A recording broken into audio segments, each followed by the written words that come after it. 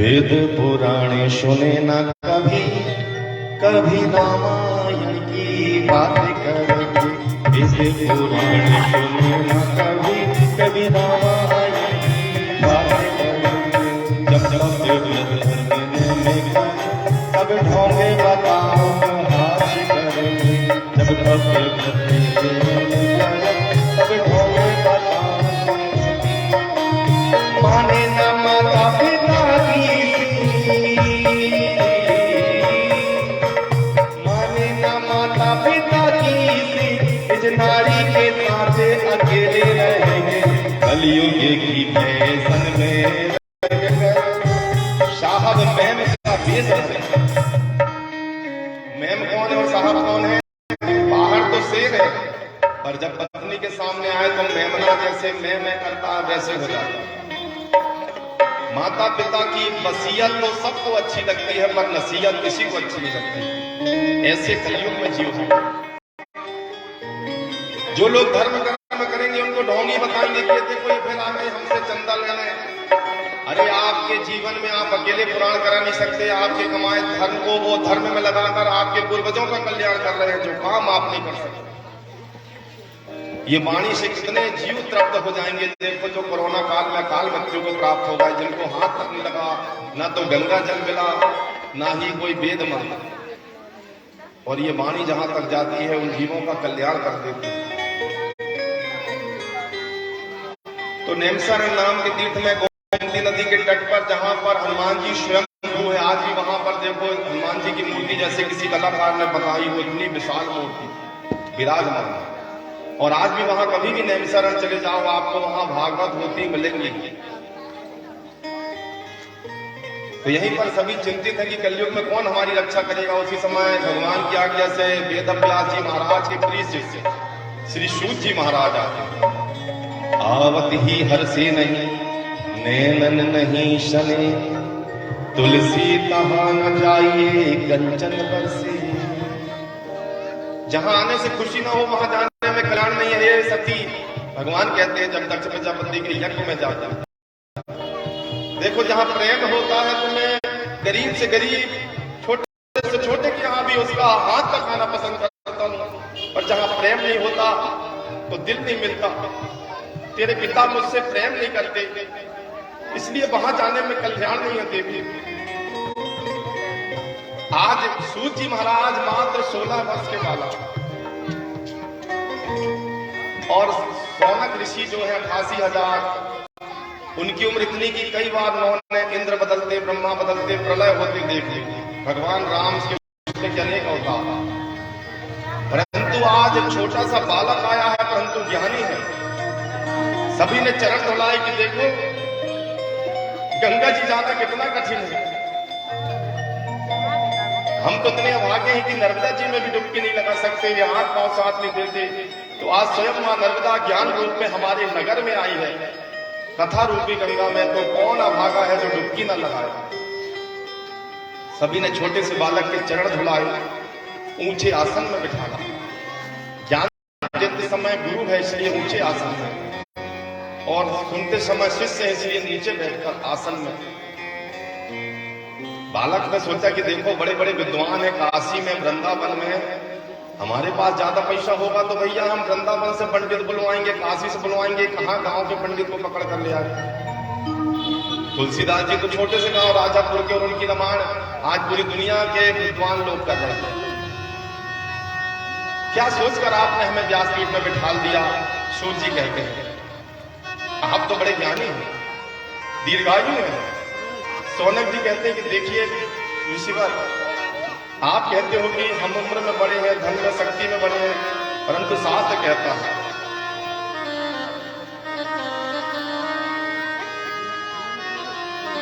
अज्ञान ध्वांत विध्वंस कोटि शूर संप्रभा, सूत क्या ही कथा सारम कर्णम रसायन।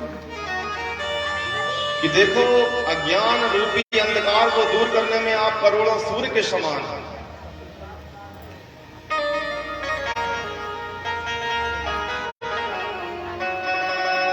तत्रापि ज्ञान वृद्धो किंकरो मन किंकर, आयुर्विद्या बल विद्या धन विद्या तथैव च। तत्रापि ज्ञान बद्धा किंकरो मम किंकरा। कोई आयु में बड़ा होता है तो कोई ताकत में बड़ा होता है, बहुत ताकतवर है, नौकर चाकर चल रहा है।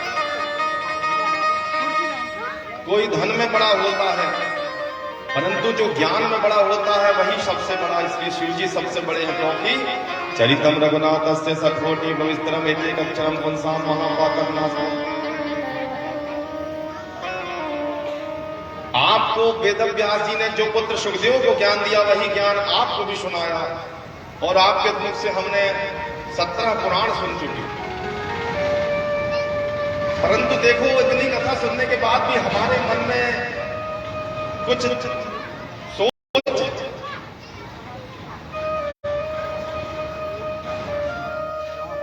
आप हमें ऐसी कथा सुनाओ जिसमें कार मिले चाहे ना मिले, पर संस्कार जरूर मिले। हमारे यहाँ संतान कलेक्टर इंजीनियर हो चाहे ना हो, परंतु आज्ञाकारी हो, बड़ों का सम्मान करने वाला, क्योंकि हमारा यही धन है जो एक दिन काम आने वाला है। तो आप हमें तत्व ज्ञान दीजिए कि भगवान ने मनुष्य को किस उद्देश्य के लिए भेजा है। आप कहते हो कि बड़े भाग मानुष तन का, पर ये मनुष्य जन्म में बड़ा भाग्यशाली क्यों है?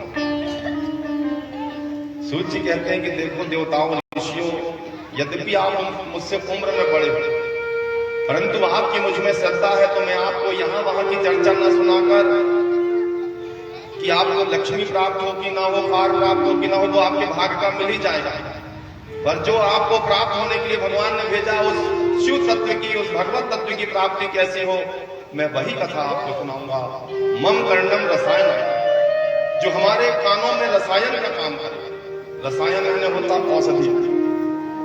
देखो, भारतवर्ष में 2 द्वार है जहां से भगवान आते हैं। एक द्वार कहां से? जहां से गंगा जी आई, गोमुख से। कहां से? बोलिए हरिद्वार की जय। हरि के द्वार से। और दूसरा द्वार कौन सा है? द्वारिका धाम की जय। दोनों में द्वार है, इन्हीं 2 द्वारों से भगवान आते हैं।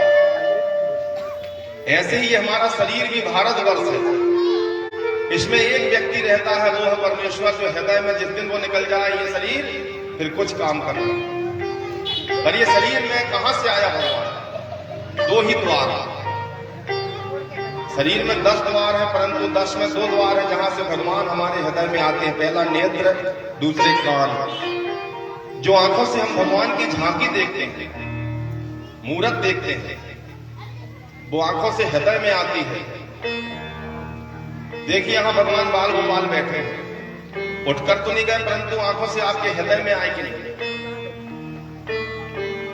तो मन भी बड़ा अजीब चीज। मन में पहले ना लगा दो, नमन हो जाता है। हमने भगवान को नमन किया, दर्शन किया, और फिर आंख बंद करके उस ना को आगे जो लगाया मन में, उसे पीछे कर दो, मनन, वो हृदय में आ जाता है। तेरी छवि निराली जी,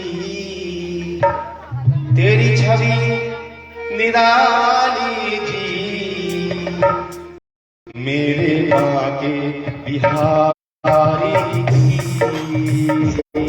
तेरी छवि निराली,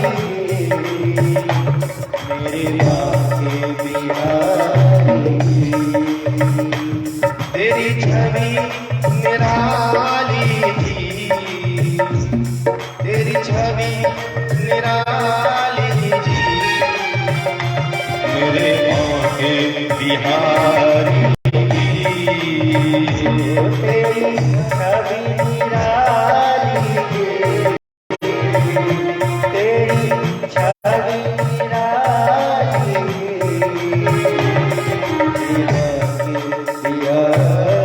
मेरे मेरे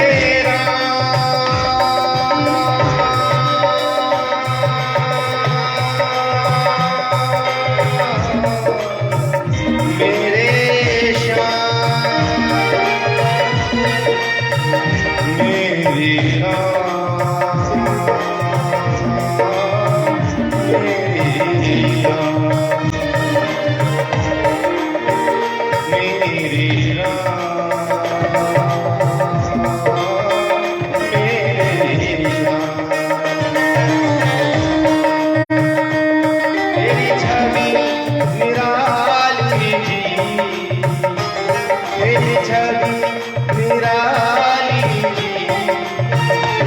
मेरी जगदम्बा प्यारी थी तेरी छवि निराली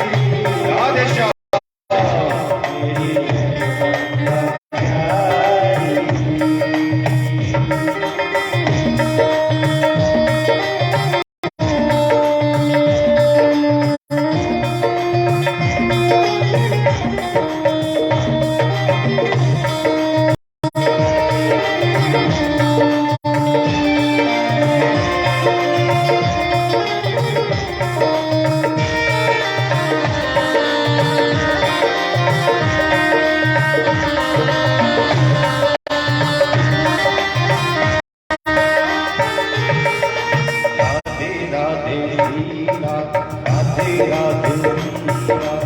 मेरी जगदम्बा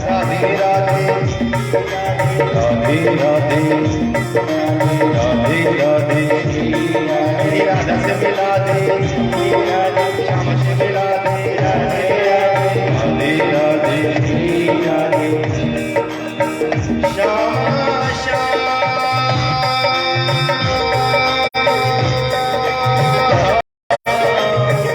मेरे राधे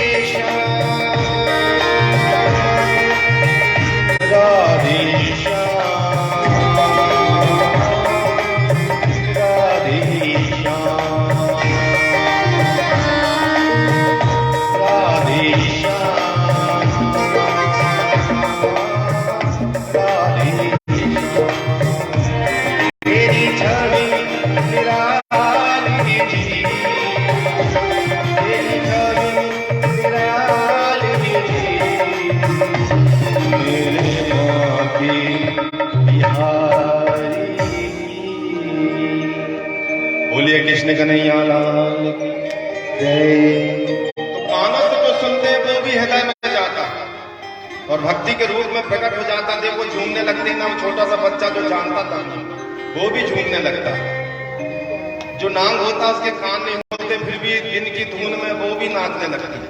फिर तो आप बुद्धि के स्वामी हैं। अगर आप ना झूमने लगो तो फिर भक्ति अभी कच्ची। कोई ताली बजाकर भगवान का अभिवादन करता, देखो अपने हाथ जगन्नाथ।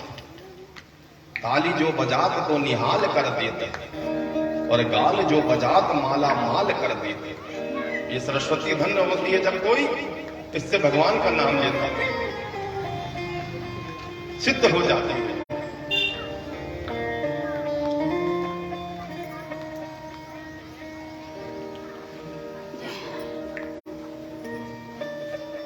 सभी कहते हैं कि हे ऋषिवर आप हमें ऐसी कथा सुनाए जिससे लक्ष्मी की प्राप्ति हो, चाहे ना हो वो तो खुद ही आ जाएगी। जब पति को पकड़ लेंगे तो पत्नी दूर कैसे रहेगी, और अकेले लक्ष्मी को पकड़ोगे, अकेली माता अगर यहाँ कथा सुनने आएगी तो 5 बजे उसे घर की याद आने लगेगी, अभी पति देवता नाराज ना हो जाए।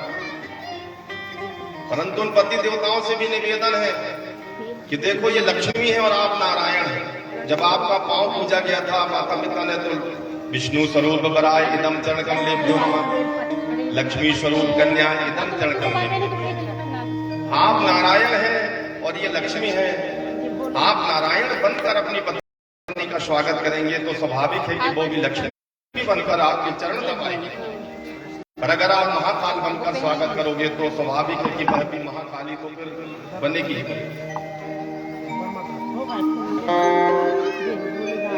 तो आप हमें ऐसी कथा सुनाएं जिससे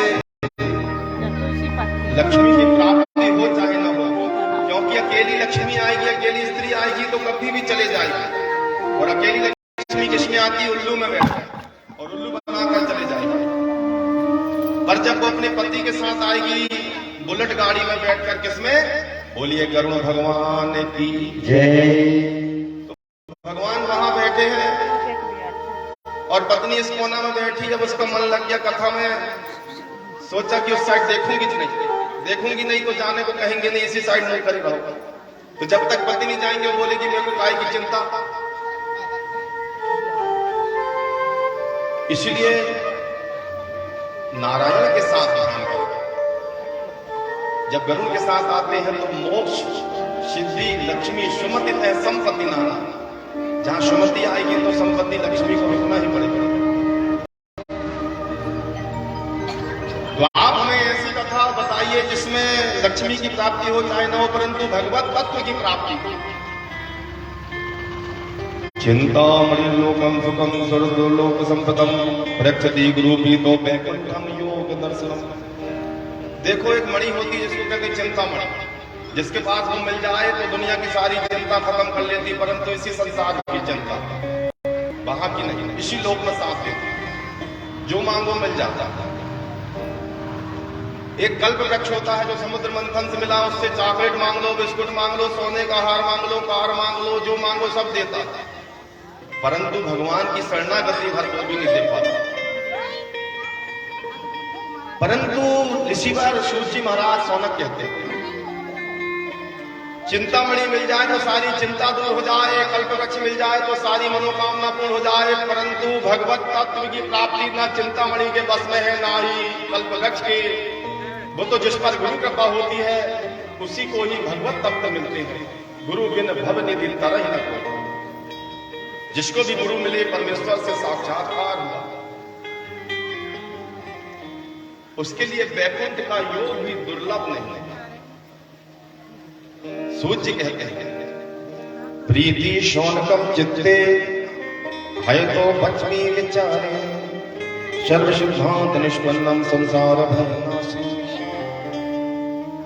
आप सभी की अगर मुझ पर इतनी श्रद्धा है, लालीपुर वासियों की, मंडला वासियों की, तो मैं आपको यहां वहां की चर्चा नहीं बताऊंगा कि दुनिया में क्या हो रहा है।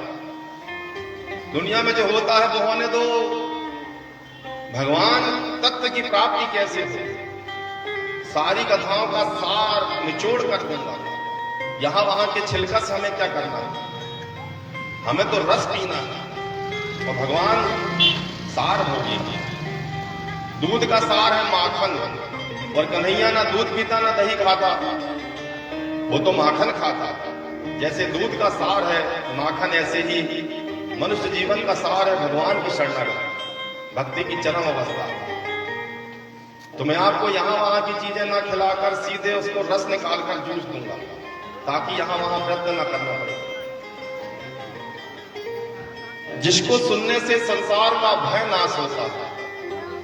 अब संसार का भय क्या है? शिव जी तो रोज बोलते हैं आपसे, संसार सारम भुजगेंद्र हारम।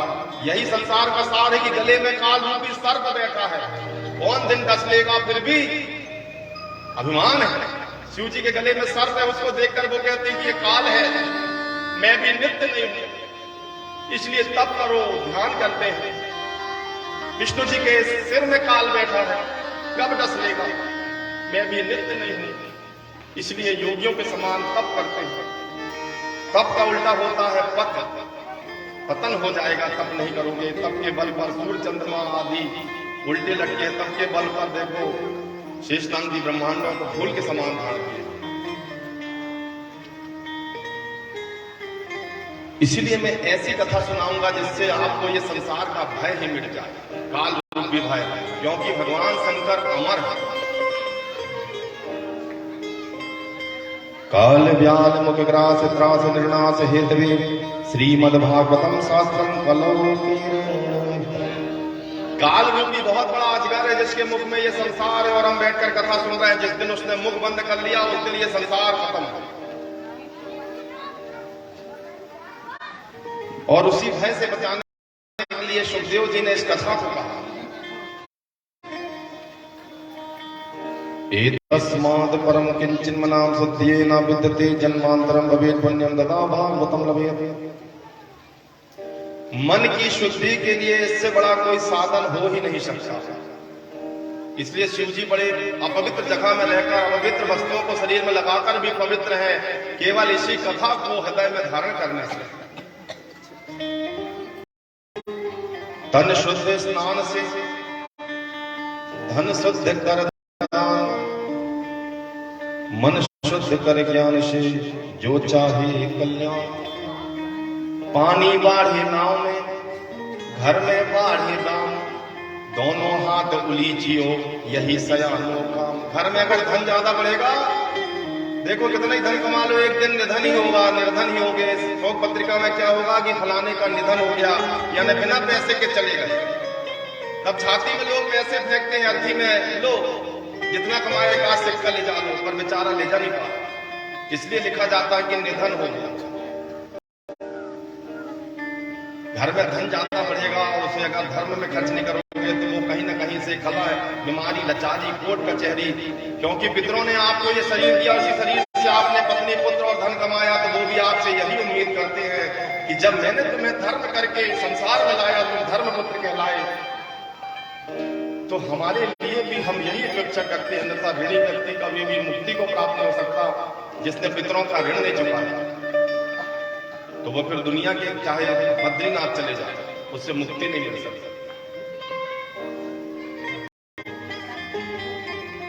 जन्म जन्मांतर के पुण्य उदय होते हैं, तब जाकर ऐसे आयोजन मेरे गोविंद की कृपा से होते हैं। देखो छोटी सी सत्यानारायण की कथा रखकर देख लो, आप सोचो कि हम कौन दिन रखेंगे, पैसा धेला सब है, पर कई विघ्न आएंगे। अभी नहीं, अभी क्यों रख लिया, अभी तो बच्चों की परीक्षा, अभी तो ये, अभी तो रिश्तेदारों को बुलाना पड़ेगा, अभी तो ये, तो सोचे नहीं होते ये कार्य। और जब भगवान की कृपा होती है तो कभी भी हो जाता है। परीक्षिते कथावन्तुं सभायां संस्कृते शुके सुधा देवास्तत् समागतम्। देखो जब परीक्षित की सभा में सुखदेव जी कथा सुना रहे हैं, उस समय एक गाड़ी आकर रुकी, लग्जरी गाड़ी, क्वेटा पॉलिश। उसमें से दो गार्ड उतरे, सैल्यूट मारा, इंद्र उतर रहे हैं, वरुण उतर रहे हैं, सब देवता उतर गए और कथा स्थल में पहुंचे। सबका ध्यान कथा से भगवान से वहां चला गया। कथा में विघ्न करने वाला ब्रह्म हत्या का दोषी है, इसलिए कथा की मर्यादा है कि जहां कथा चले वहां शांत होकर, वहां देखो यहाँ किया गया कि तब करोड़ों यज्ञों का फल देता। यहाँ शिव जी आसन जमाए हैं, यहाँ हनुमान जी आसन जमाए हैं, आपके 33 करोड़ देवता, आपके पूर्वज आपके शरीर में छाया बनकर यहाँ तक चीज लाते हैं।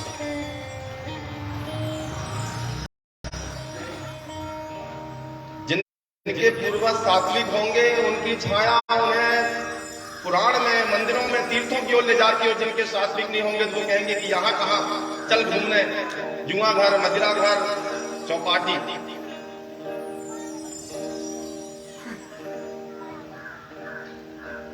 आज देवता लोग पहुंचे, रोको ये सब कथा को। सुखदेव जी, शिव जी को बड़ा गुस्सा आया कि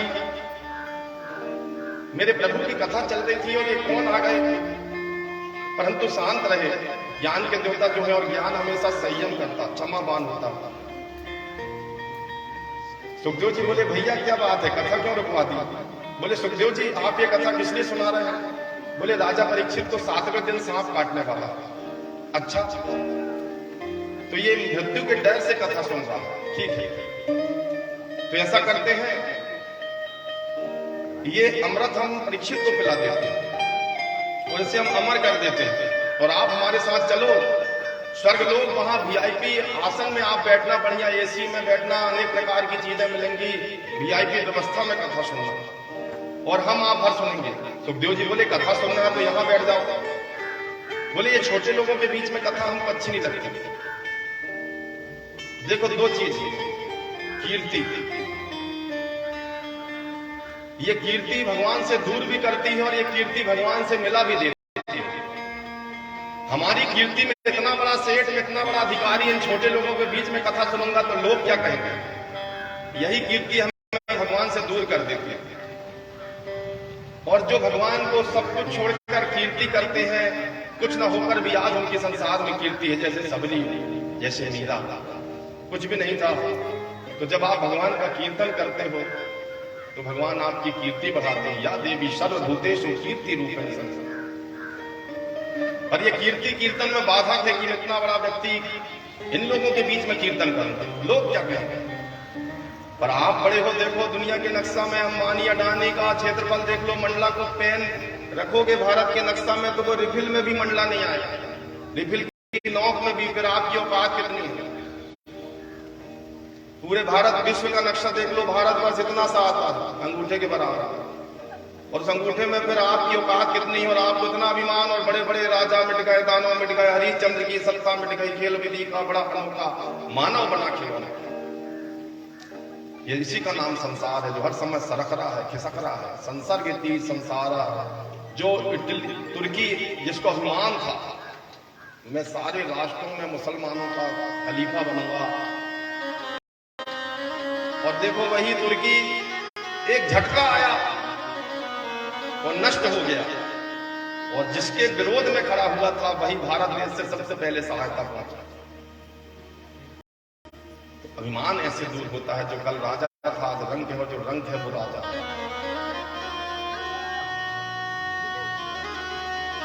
कथा चल रही है, ऋषियों से कहा, देवताओं ने कि स्वर्ग चलो। देवता बोले भागो यहां से, चले आते हो कहां कहां से।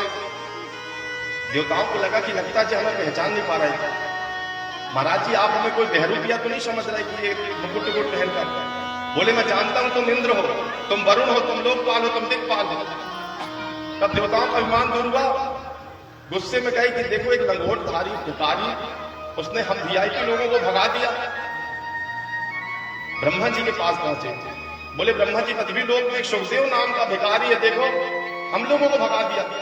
बोला तुमने किया क्या था? बोला हमने बोला कि देखो ये कथा को स्वर्ग लोक ले चलो, वहां वीआईपी में सुनेंगे।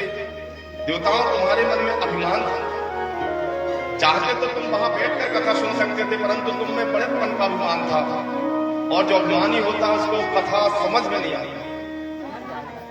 अपात्र के लिए ये कथा है नहीं, इससे ये प्रदर्शित होता चाहे वो कितना अंबानी अडानी क्यों न हो, क्योंकि सुनार की दुकान नकदी के लिए नहीं, और भगवान की खा कपड़ी के लिए नहीं।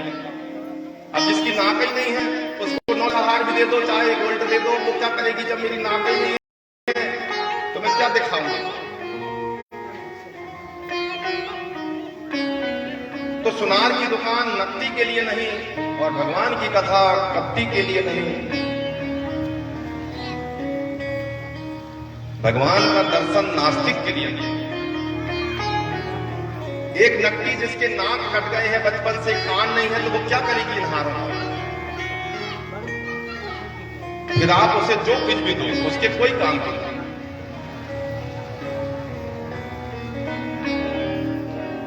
तो फिर नास्तिक व्यक्ति क्या करेगा? जो नास्तिक के लिए जब कथा नहीं है तो सदाशिव्यम श्रीमद्भागवती कथा। ऐसे नास्तिक व्यक्ति को आप लाख बद्रीनाथ घुमा दो, द्वारिकाधीश घुमा दो, बोलेगा अरे गजब का पहाड़ है, गजब का मंदिर है, पर गजब के भगवान उसे कभी नजर नहीं आए। और आपने तो बद्रीनाथ घूम लिया, केदारनाथ घूम लिया, बोले अब तो हमारा कल्याण हो गया, हम तो तर गए। अब आप बताओ, आप 5 मिनट मिट्टी की मूर्ति को देखे, पत्थर की मूर्ति को देखे, द्वारिकाधीश को, और कहे हम तो तर गए। दुर्योधन की उम्र 60 वर्ष रही होगी मरते समय, और 60 वर्ष से 55 के बीच में वो भगवान को कम से कम 1000 बार देखते। कभी छत पे खड़ा होता तो भगवान नीचे दिखाई देते, जब भगवान ऊपर रहते तो वो नीचे से देखता, कभी बाएं से देखता, कभी दाएं से देखता, कभी चलते देखता, कभी मिलते देखता, कभी आजू देखता, कभी बाजू देखता, हर तरफ से भगवान को देखता, परंतु उस पर भगवान के दर्शन का असर क्यों नहीं हुआ? और हमने तो मिट्टी की मूर्ति को देखा है तो हमारा कल्याण हो गया, बस 5। तो क्यों असर नहीं हुआ? क्योंकि दुर्योधन नास्तिक, और नास्तिक व्यक्ति कैसा होता है? जैसे फ्यूज बल्ब, और फ्यूज बल्ब जो एक बार शॉर्ट हो जाए तो फिर उसमें कितना ही ट्रांसफार्मर में 1000 वाट का करंट लगा दो, वो जलने वाला नहीं है। इसी प्रकार जिसके दिमाग में भगवान के प्रति बैर है तो वो भगवान के अच्छे को भी बुरा ही कहेगा। अब दुर्योधन के मन में ऐसा भाव क्यों आया, नास्तिक क्यों हुआ? क्योंकि बचपन से उसको लड़ो मरो। देखो गीता का पहला श्लोक है, धर्म क्षेत्रे कुरुक्षेत्रे समवेता युष्वा मामका पांडवश्चैव किम कुर्वर्त संजय। बूढ़ा अंधा क्या कहता है संजय से पहले श्लोक में? युद्ध भूमि धर्म क्षेत्र कुरुक्षेत्र में मेरे और पांडु के पुत्र क्या कर रहे हैं? वेद व्यास जी कहते हैं ये तो आंखों से अंधा भी और मन से भी अंधा, मेरे और एक ही पूर्वज की संतान, क्या इसीलिए इतने सारे पुत्रों को चाहा कि एक दिन ये बैर करें? देखो, जब कोई भाई या कोई परिवार का कुटुंब के कोई संत व्यक्ति को दुख देता है तो उसके कुल देवता और पूर्वज उसे श्राप देते हैं। इसलिए कुल में अगर कोई धर्म के मार्ग में चल रहा है, कोई अच्छा कार्य कर रहा है, तो उसको कभी अपमानित मत करो। कुल देवता, देखो रावण ने विभीषण का अपमान किया, खीर माई छोड़कर चली गई, आगे जाई लंकनी रोका, छोड़कर चली गई कि अब यहां अधर्म है। इसी संत के कारण से मैं रुकी थी, अब लंका का कल्याण नहीं। और उसी दिन लंका जल गई। हस्तिनापुर में एक संत थे विदुर जी, जिस दिन अपमानित होकर निकले उस दिन से हस्तिनापुर में कहर आने लगा। तो देखो, धृतराष्ट्र ने कहा मेरे और पांडु के पुत्र। उसी समय भगवान रुष्ट हो गए, उसे दृष्टि नहीं दी, संजय को दी थी। ये तो चमड़े की आंख से नहीं पहचानता, तो ये मन की आंख से भी क्या पहचानता? मेरे और पराये पुत्र।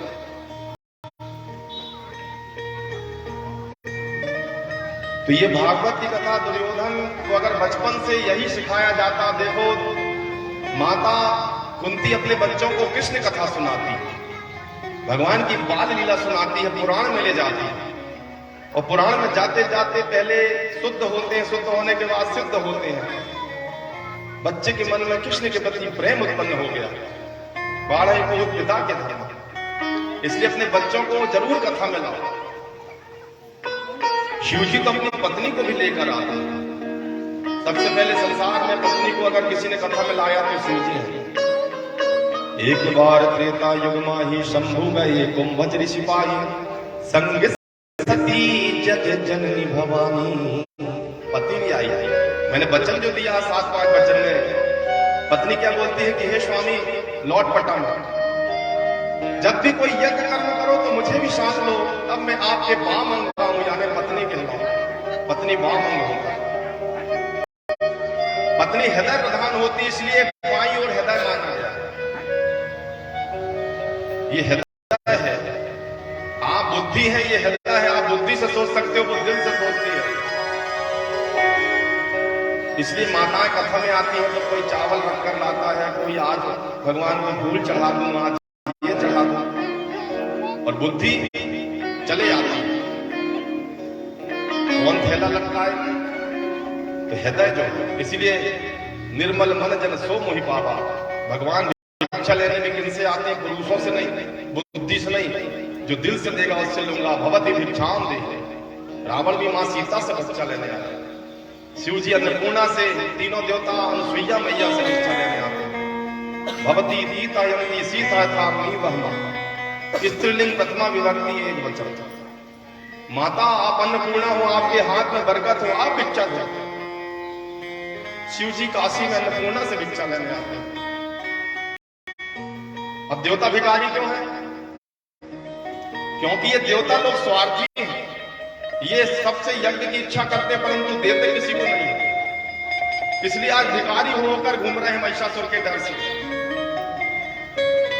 और ये माताएं जो इनके धन को दान करती हैं, इसलिए इनका धन बढ़ते रहते हैं।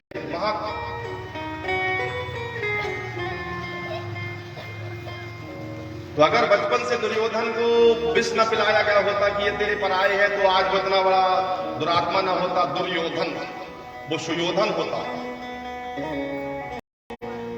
और कुंती ने देखो अपने बच्चों को कृष्ण कथा सुनाई और वो रच गए कृष्ण के प्रेम में।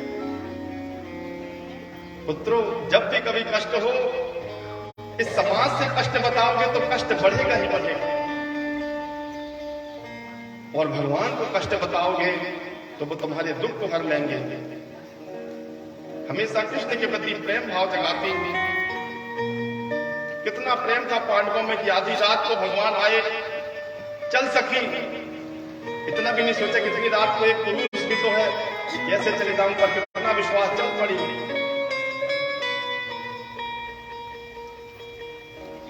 और दुर्योधन को कपट ही सिखाया गया। अगर उसे कथा में ले जाया गया होता, भागवत में ले जाया गया होता, तो आज दुर्योधन इतना बुरा ना होता। माता शत्रु पिता बैरी, यह बालको न पाठ।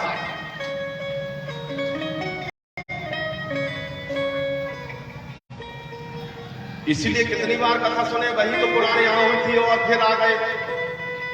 वही तो राम कथा है। एक राम दशरथ का बेटा, एक राम घटघट में बैठा, एक राम का जगत पसारा, एक राम है सबका न्यारा। फिर वही रामायण सुनने चले, काम होता वहां। शंकर जी कहते हैं सदा सेव्यम श्रीमद् भागवती कथा।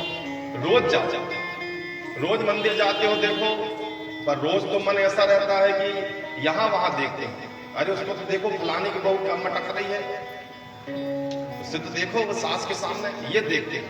पर जब जीव दुखी होता, कोई सांस नहीं देता, तब फिर भगवान ही देखते हो। जिस दिन ये हृदय मिल जाए, रोज मंदिर जाते हैं, रोज काम नहीं होता। आपने कौन बना करोड़पति तो देखा ही होगा, उसमें फोन लगा रहा है सालों से, लग नहीं रहा। नंबर डायल किया, इस रूट की सभी लाइनें बिजी हैं, इस रूट की सभी लाइनें बिजी हैं, फोन नहीं लग रहा। और एक दिन खट से लग गया और वहां से आवाज आई, हेलो मैं कौन बना करोड़पति से अमिताभ बच्चन बोल रहा हूं, और आप हो गए करोड़पति। रोज तो नहीं लगता।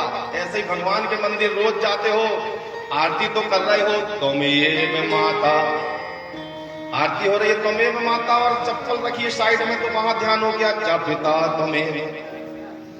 त्वमेव बंधु, और वहां कुतिया खड़ी है तो चा सखा त्वमेव, ध्यान सब होता। परंतु जिस दिन दिल दुखी होता है, केवल ध्यान भगवान से होता है।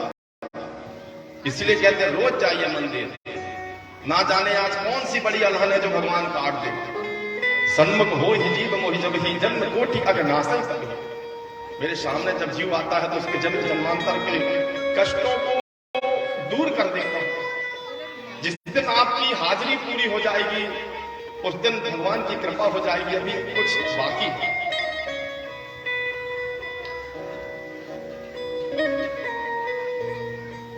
देखो कितनी बार सुनना चाहिए, कहती है सदा सेव्यम, रोज सुनो, रोज सुनो, रोज सुनने से शुद्ध होगा तो शुद्ध होगा, और सिद्ध होगा तो भगवान मिलेंगे। पहले मन शुद्ध होगा, जब मन शुद्ध होगा तो मंत्र सिद्ध होगा।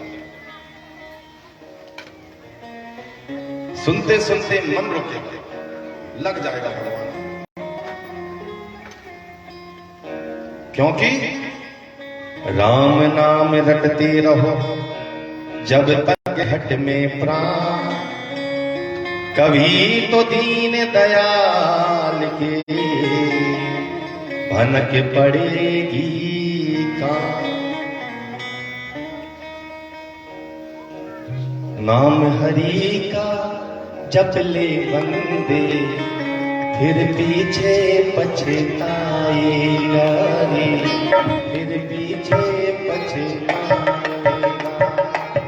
नाम हरि का जप ले बंदे, फिर पीछे पछताएगा, फिर पीछे पछताएगा। नाम हरि का जप ले बंदे, फिर पीछे पछताएगा।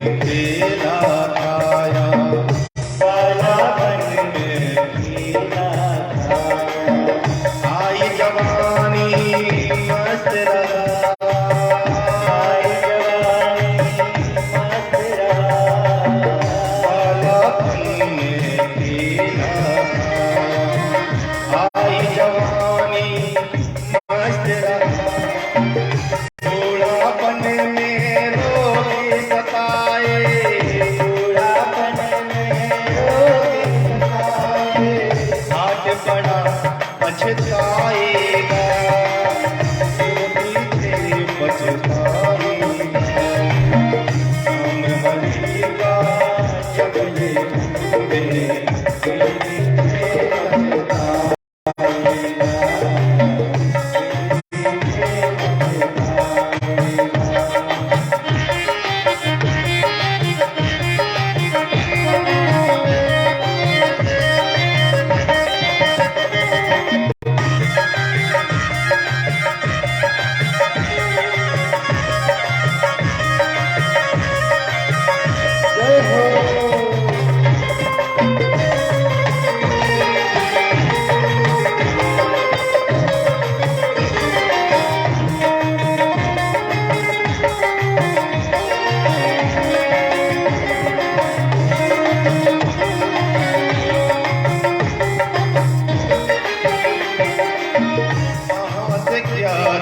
लाया वंदे वाद क्या तू लाया, और यहाँ से क्या ले जाएगा, यहाँ से क्या ले जाएगा, मुट्ठी बांध के आया जग में, मुट्ठी बांध के आया, हमारी किस्मत ही हमारे पास आती है मुट्ठी में, फंसा ले जाएगा,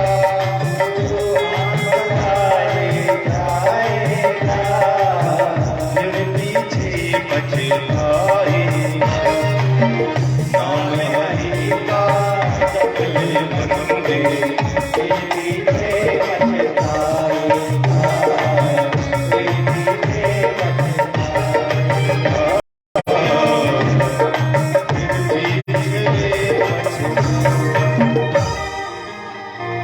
कबीरा ये जग निर्धना, धनवंता नहीं कोई, धनवंता सोई जानी, जाको राम नाम धन होए।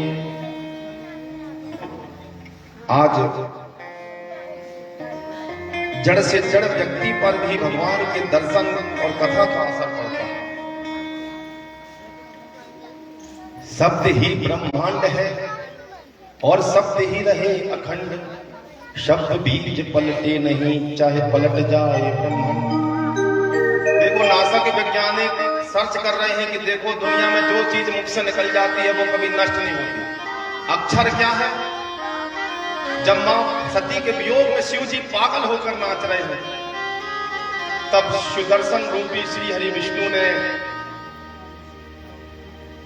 51 टुकड़े किए और 52वां टुकड़ा बचा, वो बना सुमेरु, जिसे कहते हैं छा अक्षर, छा छतरी को, जो छा यानी क्षय नहीं होता।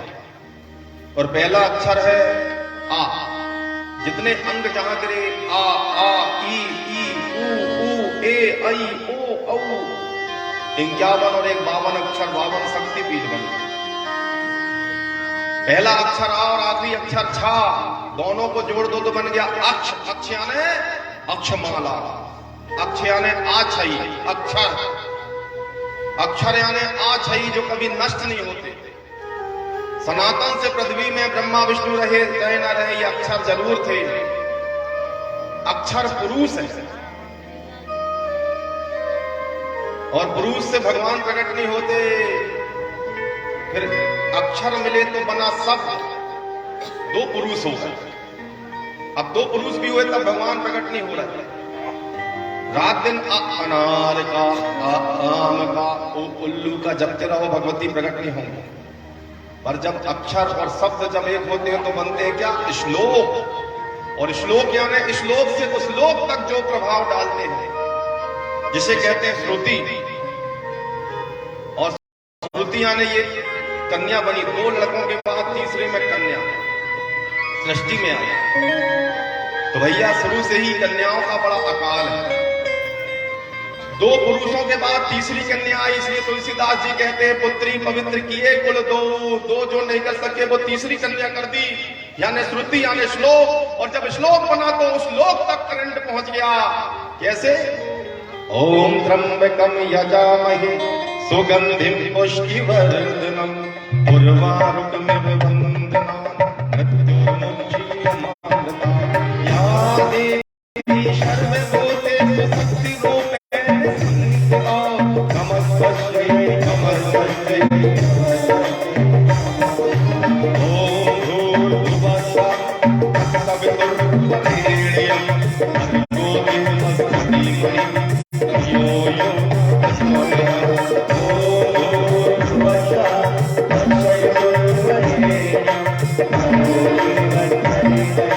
धियो यो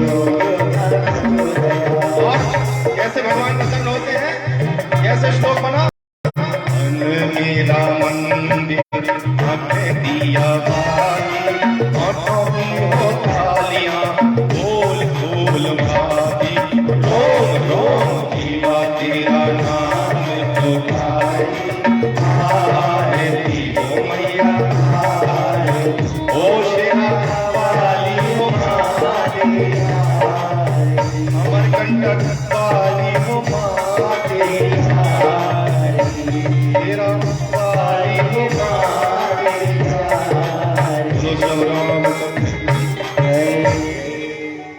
अब देखो पहले अक्षर बना जीवन भरा आर का कबूतर का गधा का जपते रहो भगवान पैदा होने वाले। परंतु जब दो अक्षर और शब्द मिलते हैं तो फिर श्लोक बनता है और पुत्री पवित्र की कोई गुण दो श्लोक तक मिला देती है। तो जिसके यहाँ कन्या आती है उसी के यहाँ नारायण दूल्हा बनकर आते हैं। इसलिए 52 शक्ति पीठ बनी। तो संसार में सबसे पहले क्या था? अक्षर, जो कभी क्षय नहीं हुई थी। आज भी देखो जब संसार में कुछ भी नहीं रहेगा, बिजली कड़केगी तो कड़क कड़क कड़क कड़क कड़क कड़क गाड़ा गाड़ा गाड़े गणेश, ये शब्द जरूर रहेंगे। आकाश का स्वभाव ही है शब्द।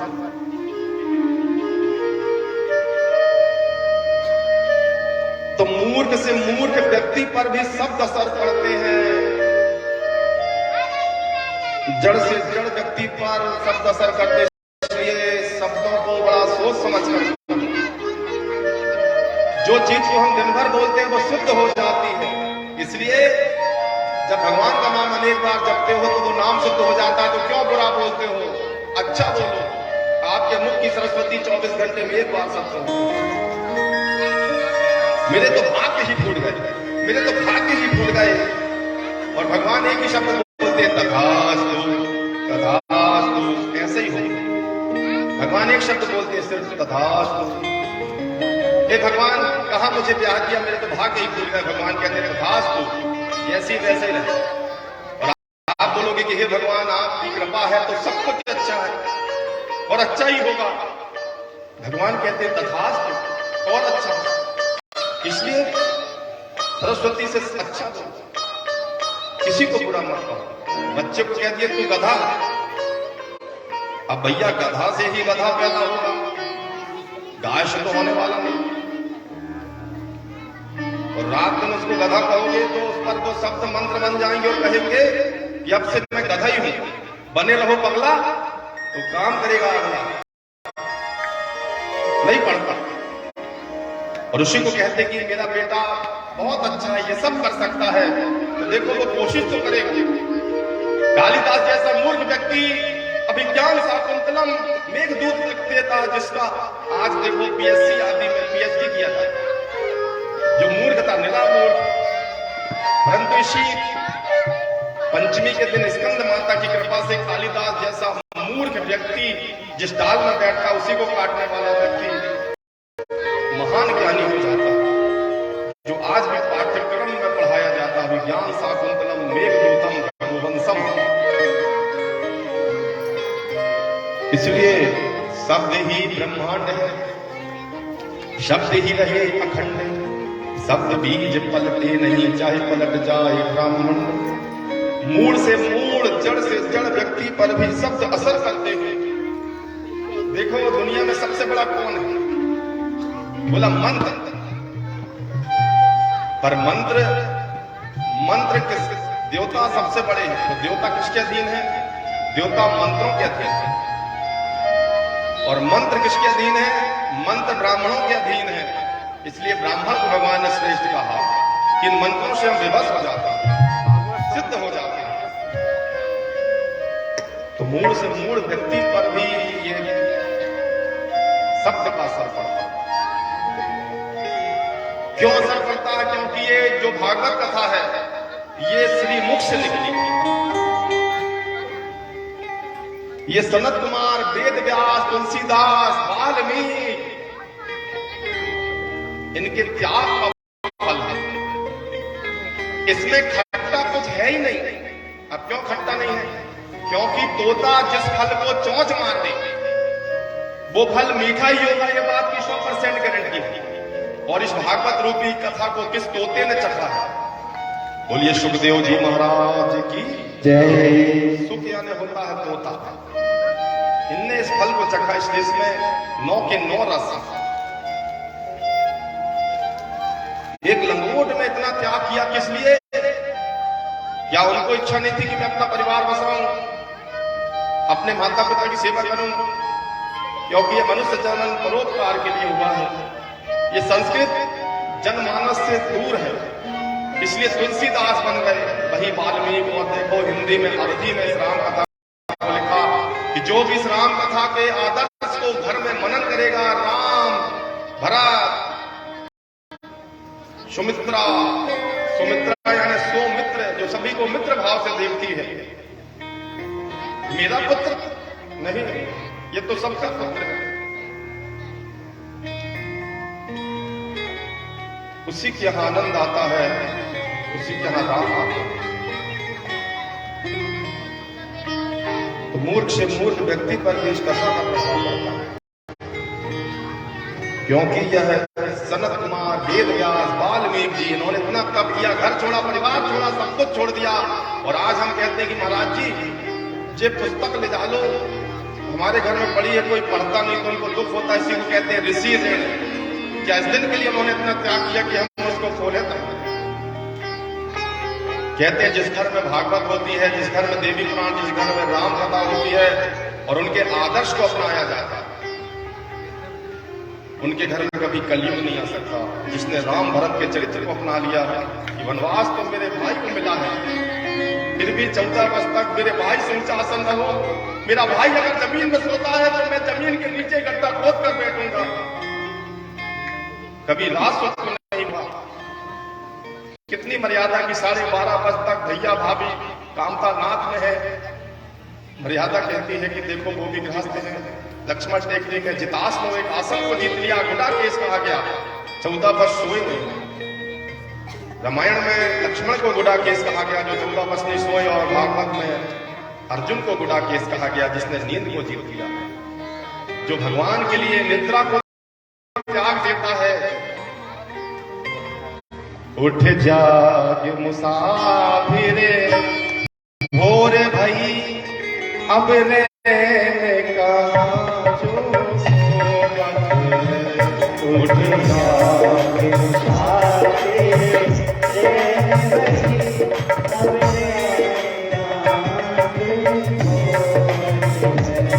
जो जागते हैं सो पावते हैं, जो सोवते हैं वो जो जागते हैं सो पावते हैं, जो सोवते हैं वो। नारद जी कहते हैं उठो भैया, आपके गांव में कथा हो रही हो, तुम सो रहे हो, जागो, जगाने आया हूं। ये रीत करने की रीत नहीं है,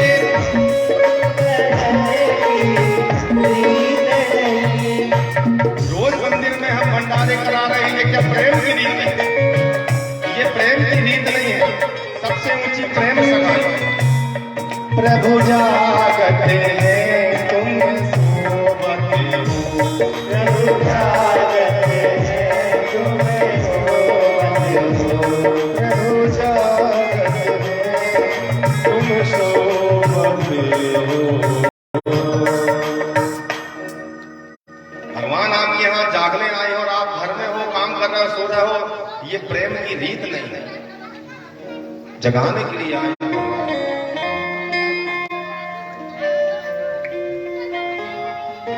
सुखदेव जी, स्वामी सूत जी, इनके श्री मुख से ये प्रकट हुई, इसमें झूठ कुछ भी नहीं। जिसने आपसे 1 रुपये भी नहीं लिया वो आपसे क्या झूठ बोलेगा। एक फल खाते 24 घंटा में, इसलिए नाम पड़ा बादरायणी, और उसी फल से जो वृक्ष निकला वो कहलाई लक्ष्मी, और लक्ष्मी भगवान विष्णु की पत्नी है, इसलिए लक्ष्मी के नाथ होने से उस स्थान का नाम पड़ा। बोलिए बद्रीनाथ भगवान की जय। वही बद्री फल लक्ष्मी बनकर विष्णु जी के ऊपर छा गया। तो देखो ये भगवान के श्री मुख से प्रकट हुई, इसमें कपट कुछ भी नहीं। अब हम जैसे छोटे वक्ता आपको सुनाते हैं, आपको सेवा देते हैं। हम तो कन्हैया की बांसुरी, जैसा वो फूंक मारते हैं वैसा बजूंगा। पर एक कलाकार जो होता है वो अपने श्रोताओं का मोहताज होता है। श्रोता जितने भाव से प्रसन्न होते हैं, कलाकार भी उतने प्रसन्न होकर कार्य करता है। और आप प्रसन्न होकर कथा सुनोगे तो कन्हैया ही फूंक मारेगा, अन्यथा निराश होकर सुनोगे तो फिर ये कथा आत्मा से नहीं मिलेगी। तो देखो हम जैसे छोटे वक्ता इस कथा को सुनाते हैं, आपको सेवा देते हैं। अब भले इसमें हमारे दृष्टांत दूसरे हो सकते हैं, कोई महाराज के दूसरे हो सकते हैं, पर कहा ही सुना ही सब विधि सब संसार, सभी अपने अपने विचार से कहते हैं। पर मूल तत्व क्या है?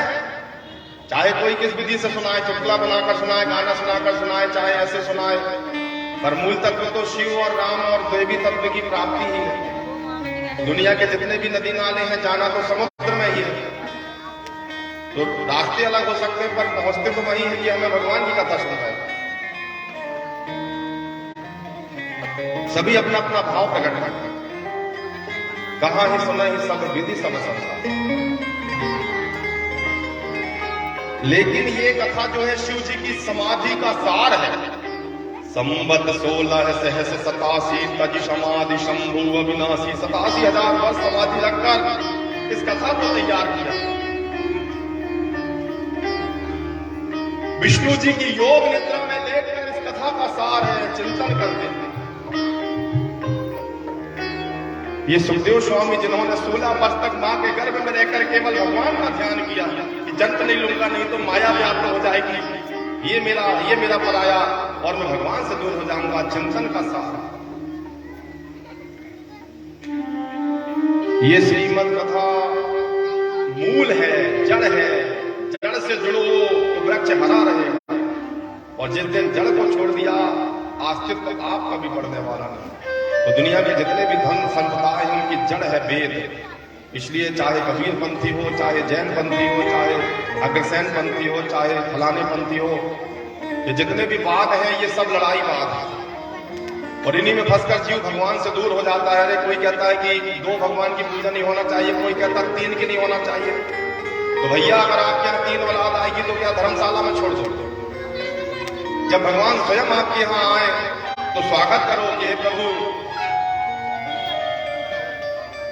एक दिन मेरे घर आना, मेरे माँ के बिना, एक दिन मेरे घर आना, मेरी माँ के बिना, ओ एक दिन मेरे घर आना, मेरे माँ के बिना,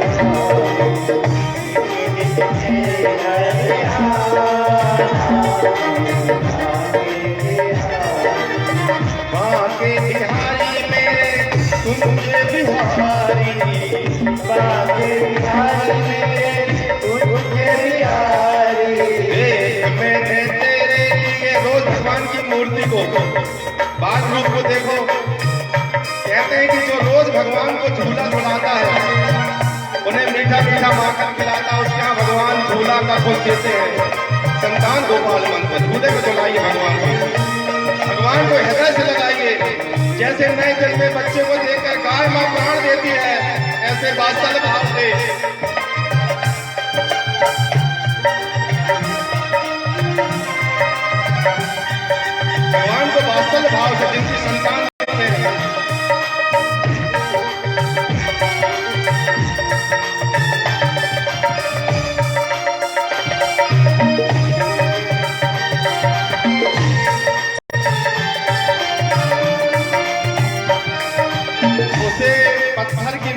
मत समझो, देखती है बस महसूस नहीं होता। देख मैंने तेरे लिए माखन निकाला, देख मैंने तेरे लिए माखन निकाला, माखन निकाला प्यारे तुझको खिलाया, माखन निकाला प्यारे तुझको खिलाया, और जी भर के तू खाना मेरे दिया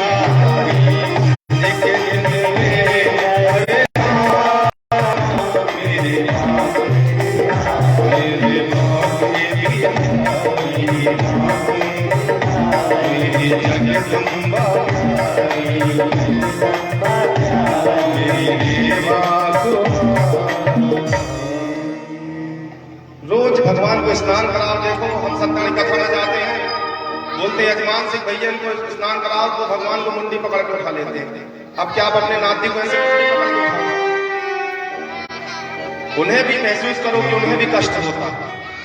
नए जन्मे बछड़े को देखो, एक गाय जैसी मूक प्राणी भी अपने प्राण दे देती है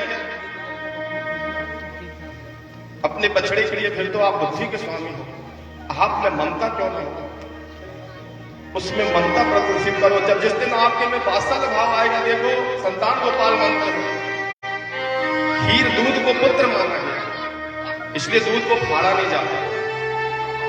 भगवान कभी छेना नहीं खाए, भगवान कभी पनीर नहीं खाए। दूध को फाड़ने से कहते हैं कि रक्त पतला होता है, ब्लड कैंसर किडनी खराब होता है। दूध को संतान माना गया। राजा दशरथ ने अनेक उपाय किए। सिंह मैडम के यहाँ गए, श्रीवास्तव मैडम के यहाँ गए, फलानी मड़िया गए, ढिकानी मड़िया गए, पर कोई फायदा नहीं। 60 साल की उम्र हो गई, कान के बाल पकने लगे, तब याद आया कि अरे सब जगह गया पर एक जगह नहीं गया। बोला कहां? गुरु बिन भव निधि तरही न कोई। गुरु के पास नहीं गया, आज गुरुदेव के पास जाना चाहिए। चौथे प्रहर भूप जब जागा, आज हम ही बड़ा अचरज लागा। इतना बड़ा राजा, इतने सारे ज्ञानी बैठे, परंतु दुनिया में भटका, परंतु गुरु के पास नहीं गए। गुरु के पास गए, वशिष्ठ जी के पास, गुरुदेव कृपा करो गुरुदेव की माई, मैं दुखी हूं और दुख को हरने वाला आपसे बढ़कर कोई नहीं है। आप तो दयालु हो। अंधा क्या चाहे तो आंखें, काना दे दो, लंगड़ा दे दो, बेटी दे दो, कुछ भी दे दो, ये दोष दूर कर दो कि मैं संतानहीन हूं। ऐसा भी कोई गुरु होता है? एक पुत्र मांगा, गुरु 4 गुना देते हैं। जो दायक फल 4 पुत्र दे दिए, राम लक्ष्मण भरत शत्रुघ्न। गुरु को दुख सुनाया, कृपा हो गई। तो भगवान को भोग लगाइए, माखन जैसे बच्चों को खिलाते हो कि लोग खाना भात भोजन करो। आपके लिए मैंने माखन बनाया है, अपने हृदय से लगाओ, लोरी सुनाओ। लाली लाली लाली लाली लाली लाली लाली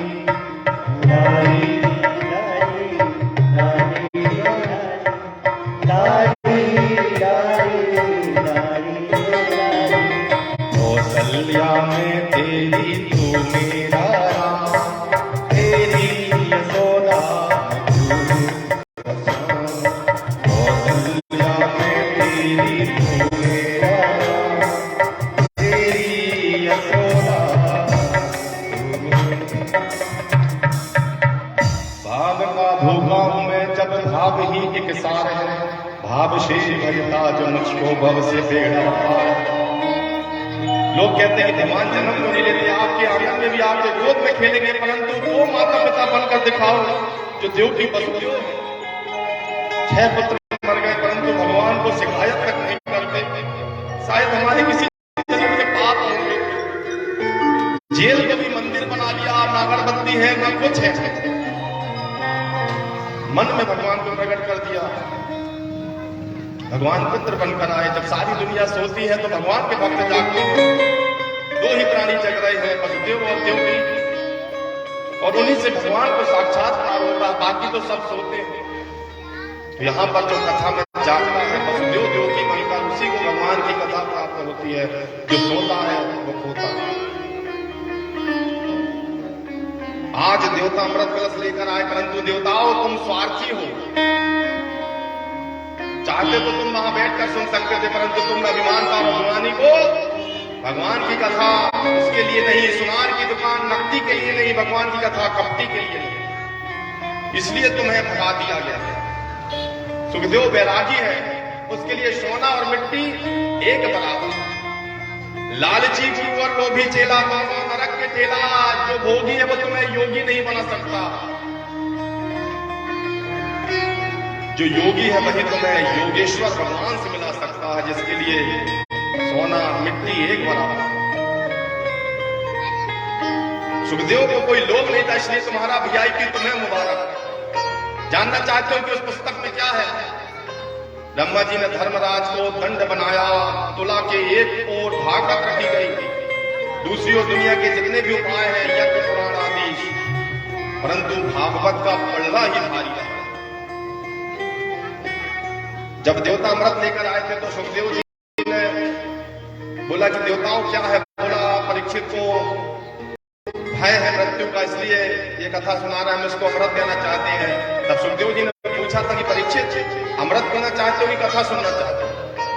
परीक्षित ने कहा कि इनमें अंतर क्या है? बोला एक ही अंतर है कि देखो आपकी जेब में पैसा है, मात कहे मेरो पूत सपूत, बहना कहे मेरो लाड भैया, पत्नी कहे मेरो जीवन धन, जब तक गांठ में होए रुपैया। 5 स्टार होटल में गए, तुम्हारी जेब में पैसा है, आगे 100 रुपया तो एक सलूट मारेगा, खाने की थाली में बैठोगे, मालूम है कि यहाँ पैसा मिलेगा, सलूट पे सलूट, और जब खाते जाओ 10-20 हजार का बिल बन गया और कहो भैया हमारी जेब में तो पैसा ही नहीं है, तो जो लोग तुम्हें सैल्यूट मार रहे हैं वही धक्के देकर तुम्हें बाहर निकाल देंगे या काम कराएंगे। इसी प्रकार तुमने जीवन में जो यज्ञ तप किया है, यही मुद्रा स्वर्ग लोक में चलती है। अरे व्यक्ति तुम्हें क्या सुख भोगना? बोला ये सुख भोगना, चलो गौदान का पुण्य करो, और जिस दिन ये पुण्य खत्म, पुण्य रवि जन्म पुण्य मरणम पुण्य रवि जननी जगदीश। इसलिए अमृत पीने वाला वही व्यक्ति अमर होगा जो पीता है, परंतु ये कथा तो 21 पीढ़ी को तार देती है। 7 पीढ़ी पिता पक्ष की, 7 पीढ़ी माता पक्ष की, 7 पीढ़ी ससुराल पक्ष, 7 की 21, जो कि कल्प भी 21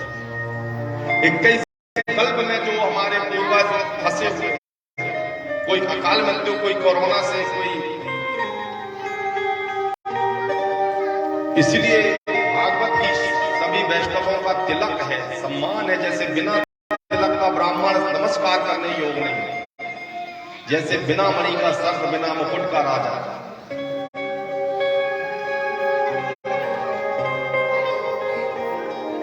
देवताओं को बड़ा दुख हुआ। यहां से सिद्ध होता है कि ये कथा केवल मनुष्यों के लिए है। 84 लाख योनि में ना तो अन्य योनि, स्वर्ग जाति, नरक जाति, वैकुंठ जाति। क्यों? क्योंकि बुद्धि नहीं है, और आपको भगवान ने बुद्धि दी है। हमने बद्रीनाथ कर लिया तो क्या युद्ध जीत गए? कौआ भी अमरकंटक घूम के, तो यहाँ तो नर्मदा जी पास है, तो बात तो सूरज कुंड से कहा कौआ घूम के आई गया होगा। चील गिद्ध तो कहते हैं मानसरोवर से हंस आते, तो उनको मुक्ति क्यों नहीं मिली? तो भैया हम तो नवरात्रि में 9 दिन उपवासे रहे, भूखे रहे, निर्जला रहे, तो हमें भगवान मिल गया। जो अजगर करे ना चाकरी, एक बार खा लेता तो 4 महीने मिट्टी में दबा रहता है, उसे भगवान क्यों नहीं मिले? ऊंट खड़ा जो पी लेता है 30 दिनों का पानी, मरुस्थल में एक बार पीता है तो 30 दिन तक निर्जला रहता है। चातक पक्षी तो 27वें दिन में अश्वनी भरणी गतिका रोणी नक्षिरात्रा पुनर्वसोपो से हस्तित्रा स्वाति, 27वें दिन जब वो नक्षत्र आता है तब वो उसकी बूंद को मुंह में डालता है। उसे भगवान क्यों नहीं मिले? इसीलिए नहीं मिले कि जो भगवान ने आपको दिया वो इन्हें नहीं दिया। क्या दिया है? गायत्री का 4था पद, धियो यो नः प्रचोदयात्। प्रचोदयात् यानी निर्मल, धिया ने बुद्धि। ये बुद्धि व्यक्ति को मुक्ति दिला सकती है, राक्षस बना सकती है, वैकुंठ दिला सकती है, नरक दिला सकती है। इसलिए इस बुद्धि का मनुष्य योनि में रहकर जिसने सदुपयोग कर लिया वही मुक्ति को प्राप्त होता है।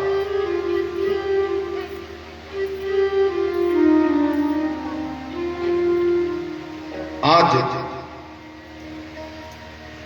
कहां स्वर्ग लोक का अमृत और कहां ये कथा।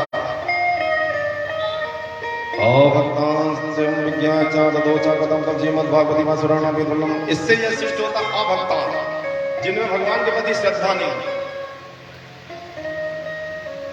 उनके लिए कथा व्यथा ही, वो उसके अधिकारी नहीं, देवताओं को भगा दिया। इससे सिद्ध होता है कि केवल मनुष्यों को ही मुक्ति मिलती है। क्यों? इस बुद्धि के द्वारा अपना कल्याण कर सके।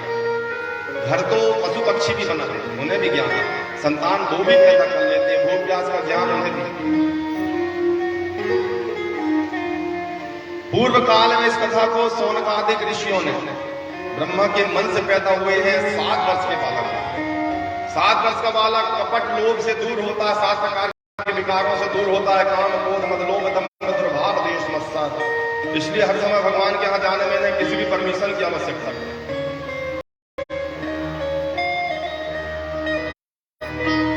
सनकादिकों ने से नारद जी को सुना। नारद जी ने पहले ही से अपने पिता ब्रह्मा के मुख से सुना, परंतु 7 दिन ये कथा होना चाहिए, ये विधि सनकादिकों ने ही बताई थी। सौनक जी कहते हैं सांसारिक प्रपंच से मुक्त और एक जगह स्थिर न रहने वाले, जिनको श्राप कि तुम कहीं भी एक मूड से ज्यादा नहीं रहो, फिर भी ऐसे नारद जी की सनकादिक कहां मिल गए, हम जानना चाहते हैं। एकदा ही विशालायां चत्वारं विख्योन्मला सत्संगातम समानातम वृक्षशुष्पत्रनाथम। एक बार की बात है कि बद्री विशाल क्षेत्र में सनकादिकों ने नारद जी को देखा। बोलिए नारद जी महाराज की जय।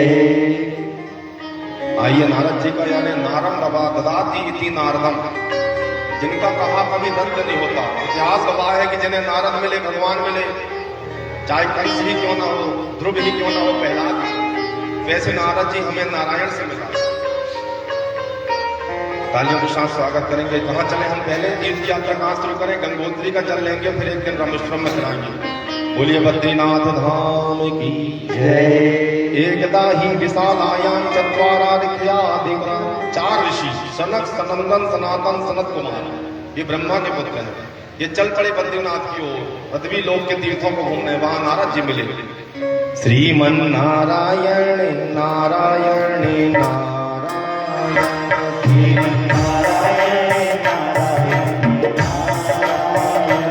श्रीमन नारायण नारायण नारायण, श्रीमन नारायण नारायण नारायण, श्रीमन नारायण नारायण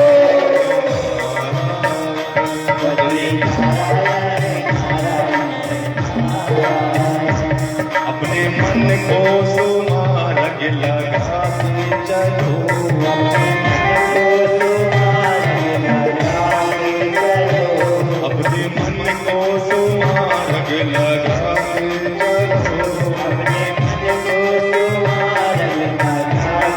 चलो, कृष्ण गोविंद हरि गोविंद कृष्ण कृष्ण गोविंद गोपाल गाते चलो,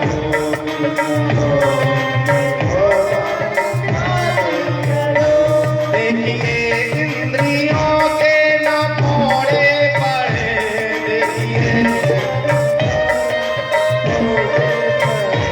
इनमें हरदम जवानी के घोड़े चढ़े,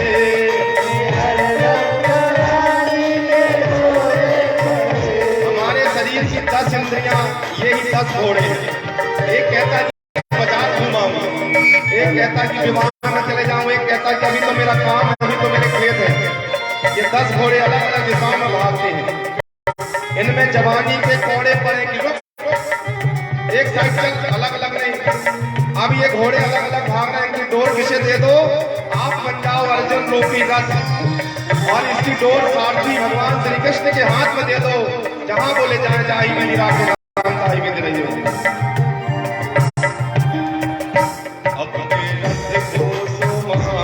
लगाते चलो, अपने रथ को सुहारक लगाते चलो, कृष्ण गोविंद गोपाल गाते चलो, कृष्ण गोविंद गोपाल गाते चलो, कृष्ण गोविंद गोपाल गाते चलो।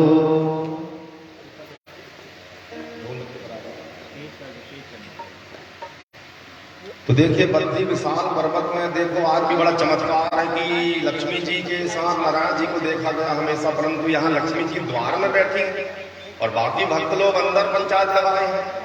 तो द्वार में क्यों बैठी हैं? क्योंकि देखो यहाँ भगवान तपस्या कर रहे हैं, तप में भोग बाधक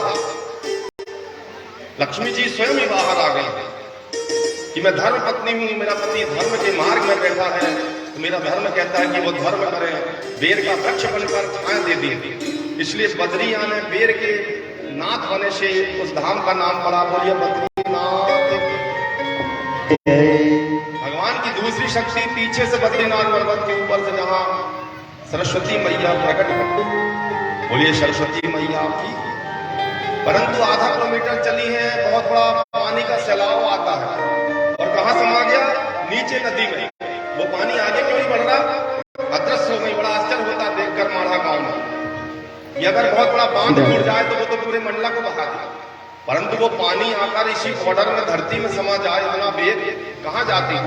क्योंकि सरस्वती कलयुग में अदृश्य, फिर कहाँ प्रकट हुई? कुरुक्षेत्र में, वहां भी अदृश्य हुई। फिर कहाँ प्रकट हुई? त्रिवेणी संगम, यहाँ भी दिखाई नहीं देती। अब कलयुग में सरस्वती दिखाई क्यों नहीं देती? जब आप प्रयागराज जाओगे तो ये जो काला पानी है ये यमुना मैया, यमुना मैया कारी कारी राधा गोरी गोरी। ये जो श्याम वर्ण का जो जल है ये यमुना है कालिंदी। ये जो श्वेत है सतोगुण ये गंगा है, पर सरस्वती क्यों नहीं दिखाई देती? तो पंडित कहते थोड़ा रेत के जाओ, जैसे नीचे गए तो देखो जैसे पंप का पानी चलता है नदी के नीचे, पांव में सरसर जो सटक चलती है पांव के अंदर, तो ऐसा महसूस होता है कि मिट्टी खिसक रही है। तो ये सरसराहट जो है वही सरस्वती, पर दिखाई क्यों नहीं देती? क्योंकि कलयुग में लोग ज्ञान को कोई प्राप्त नहीं करना चाहते। भगवान को तो सब प्राप्त करते हैं, परंतु रामायण पुराण आदि को कोई पढ़ना नहीं चाहता, इसलिए ज्ञान की जरूरत किसी को नहीं है। आप मंडला पूरा घूम लीजिए, संगम से यहाँ तक, और ग्वारी घाट घूम लो, और भेड़ा घाट घूम लो, और अमरकंटक घूम लो। रामायण पुराण वेद ये सब कहाँ मिलेंगे आपको? बड़ चौराहा में, फुटपाथ में, संगम में, फुटपाथ में, चित्रकूट में, रोडों में। और जूता कहाँ मिलेंगे? बाटा शोरूम, कांच का 4 मंजिल का शोरूम जूते चप्पल के लिए, ही एंड सी डिसेंट फलाने ठिकाने। तो भगवान कहते हैं कि जब कलयुग, उसी को कहते हैं कि जब जूते चप्पल शोरूम में बिकने लगे और सरस्वती रोड में बिकने लगे, तो समझ लो लोगों को सरस्वती की जरूरत नहीं है, इन्हीं चीजों की जरूरत है। इसलिए सरस्वती अदृश्य हो गई। और जब व्यक्ति ज्ञान के मार्ग से उन्हें प्रकट करता है तो वो प्रकट हो जाता है। ये कथा आपको ज्ञान के रूप में सरस्वती दे रहे हैं।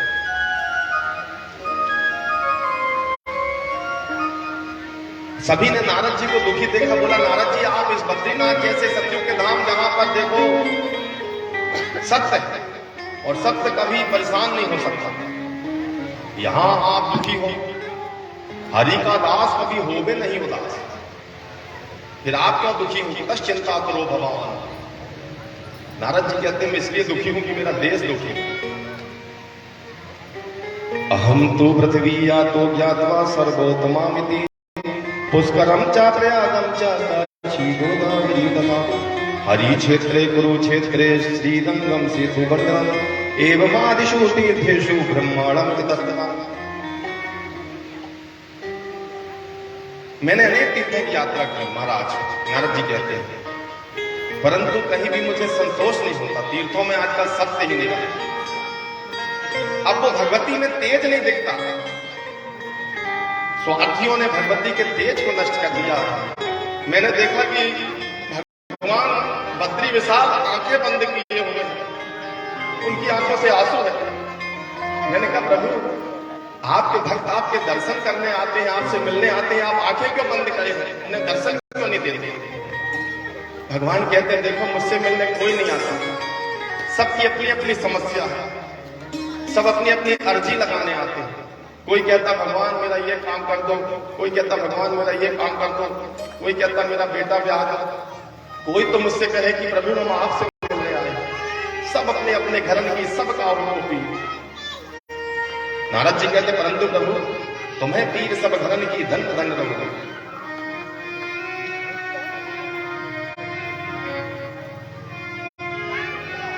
आप दुखी क्यों हो नारद जी?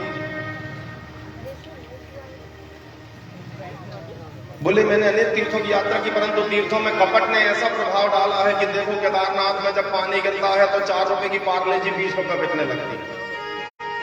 वो घोड़ों को देखो, लोग लोभ के कारण से कई बार कितने घोड़े मर गए, लाखों घोड़े मर गए। लोगों को दया नहीं आती और तीर्थयात्रियों को लोग लूटते हैं। आज अधर्म के सहायक ने सारी बंदी को ग्रसित कर दिया। सत्यम नास्ति तपम सोचम दया दानम न विद्यते उदरम भरणा जीवा भरा कूट भाषण। सत्य तप तो बाहर तक नहीं है, हर कोई झूठ बोलता और पवित्रता तो न अंदर से न बाहर से।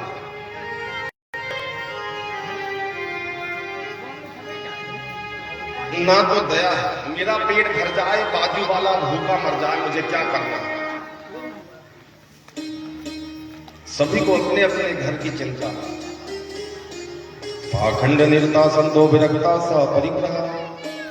वेशभूषा तो साधु संत का बनाते हैं, किंतु स्त्री धन आदि का संग्रह करते हैं। बाबा तो सन्यासी है पर 24 घंटा में एक बार घर में फोन लगा लेते हैं, हेलो कैसी हो, ठीक है, क्रीम पाउडर वगैरह, और यहाँ सन्यासी बने बैठे।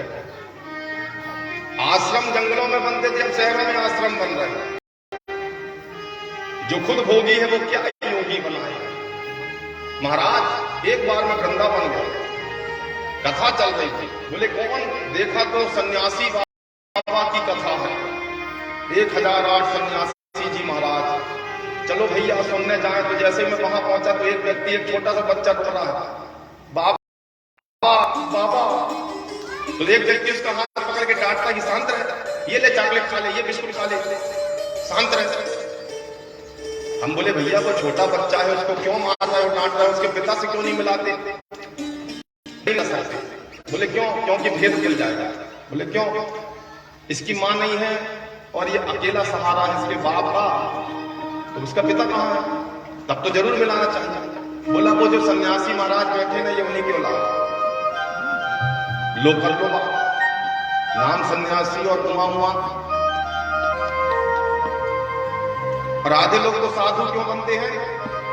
घर में भाई खटपट तो चल बाबा के मर घर। घर में लड़ाई झगड़ा हुई, बैठा बैठा बूढ़ा खाता है, गांजा पीता है, चलो बाबा के यहां चलो, बैठे खा ले आएगा। ऐसे बाबा बाल मुड़वा लिए। हमने कहा भैया आप बाल तो मुड़ाए हो पर पूरे मुड़े नहीं। बोले क्यों नहीं मुड़े?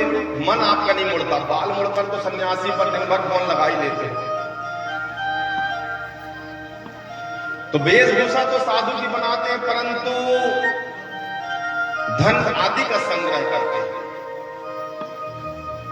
ये साधु कौन है? वेशभूषा से। बोले वेशभूषा से कोई साधु नहीं होता। कालने में भी साधु बनकर आया, रावण भी साधु बनकर आया। साध मोती पर कार्याण इति साधु, जो दूसरों का साधन करे। आपने कथा कराकर दूसरों का साधन किया, मार्ग बताया, जीवन में किसी का घर सुधर जाए,